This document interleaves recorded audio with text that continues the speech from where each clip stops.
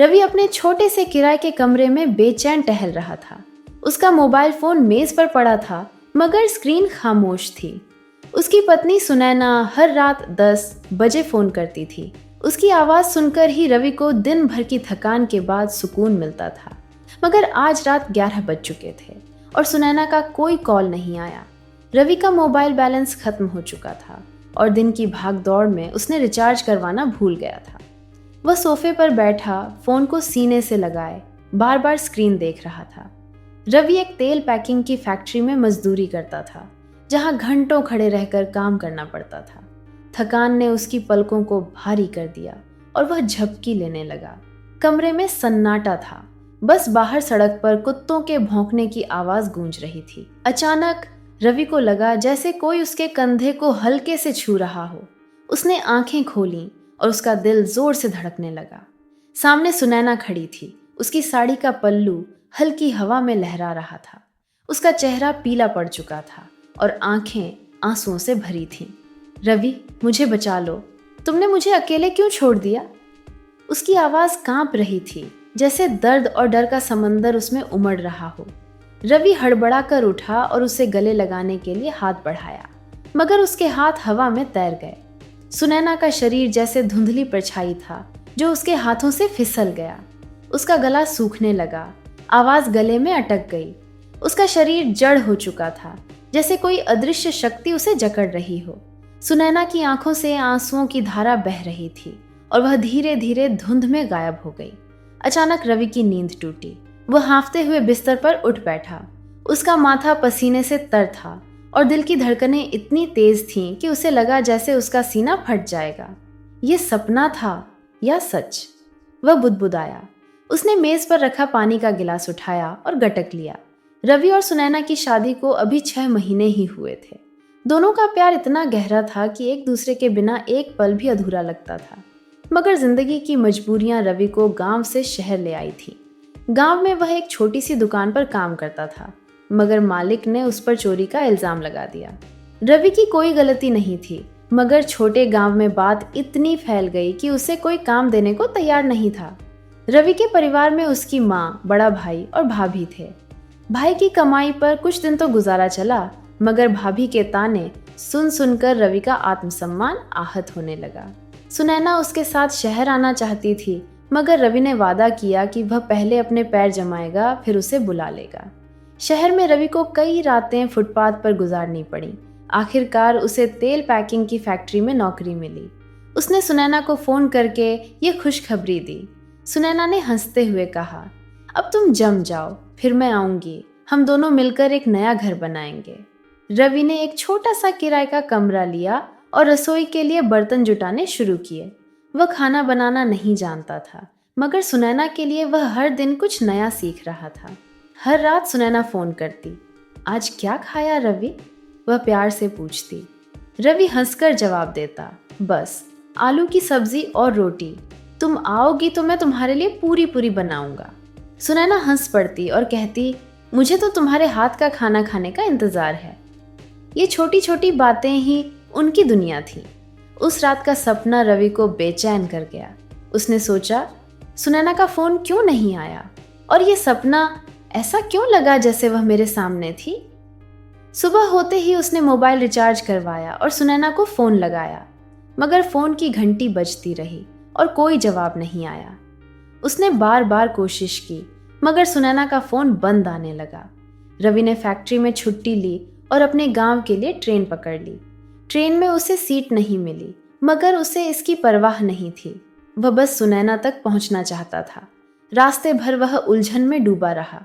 क्या सुनैना ठीक है? क्या उसे कुछ हो गया? ये सवाल उसे खाए जा रहे थे। शाम ढलते ढलते रवि अपने गांव पहुंचा। घर के आंगन में कई लोग जमा थे। उसकी माँ आंसुओं में डूबी थी। रवि, सुनैना सुबह से गायब है, कोई नहीं जानता वह कहाँ गई, माँ ने रोते हुए कहा। रवि का दिल जैसे सीने में धंस गया। उसने पूछा, कैसे गायब? उसका फोन? माँ ने बताया कि सुनैना का फोन घर पर ही पड़ा था। रवि ने गांव वालों के साथ मिलकर सुनैना को ढूंढना शुरू किया। जंगल, खेत और गांव की हर गली छान मारी, मगर सुनैना का कोई सुराग नहीं मिला। उसने पुलिस में शिकायत दर्ज की। उस रात वह अपने कमरे में अकेला बैठा सुनैना को याद कर रहा था। तभी उसे खिड़की के पास चूड़ियों की खनक सुनाई दी। उसने चौंक कर खिड़की की ओर देखा, मगर वहां कोई नहीं था। फिर अचानक बाहर अंधेरे में उसे एक धुंधली सी आकृति दिखाई दी। वह तेजी से बाहर निकला और उस आकृति के पीछे भागने लगा। आकृति उसे गांव के पुराने तालाब की ओर ले जा रही थी। तालाब के किनारे पहुंचते ही वह गायब हो गई।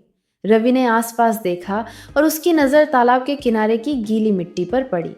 वहां कुछ असामान्य था। रवि ने गौर से देखा और उसका दिल जोर से धड़कने लगा। मिट्टी में सुनैना की एक चांदी की पायल दबी हुई थी। उसने तुरंत पुलिस को बुलाया। पुलिस ने उस जगह की खुदाई शुरू की और कुछ ही देर में एक मृत शरीर बरामद हुआ।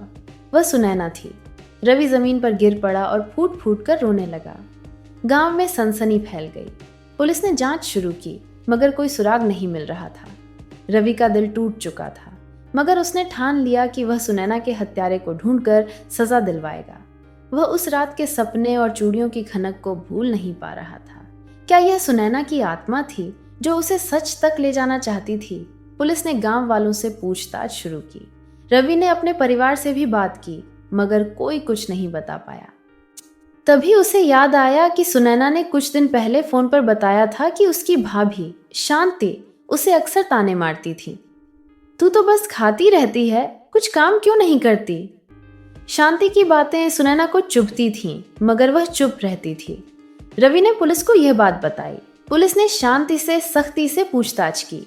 पहले तो शांति टालमटोल करती रही, मगर जब पुलिस ने दबाव बढ़ाया तो वह टूट गई।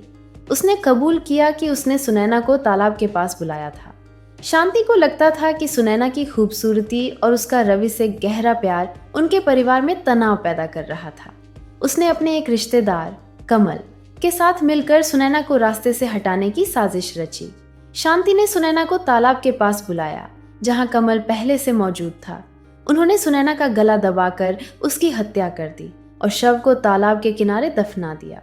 शांति ने सोचा था कि सुनैना की गैर मौजूदगी को गांव में किसी और बात से जोड़ दिया जाएगा और कोई शक नहीं करेगा।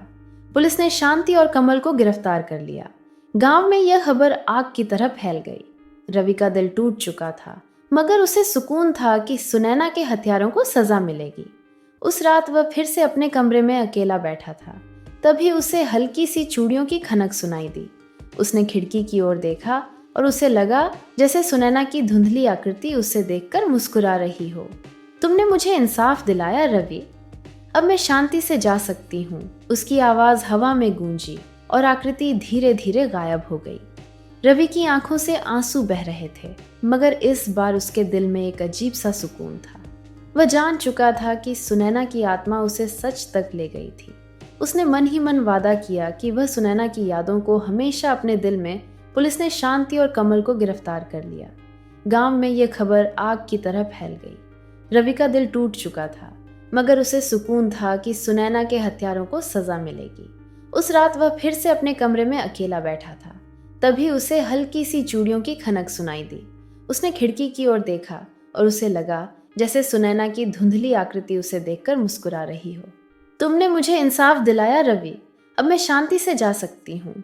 उसकी आवाज हवा में गूंजी और आकृति धीरे धीरे गायब हो गई। रवि की आंखों से आंसू बह रहे थे, मगर इस बार उसके दिल में एक अजीब सा सुकून था। वह जान चुका था कि सुनैना की आत्मा उसे सच तक ले गई थी। उसने मन ही मन वादा किया कि वह सुनैना की यादों को हमेशा अपने दिल में जिंदा रखेगा और एक बेहतर जिंदगी जिएगा, जैसा सुनैना चाहती थी।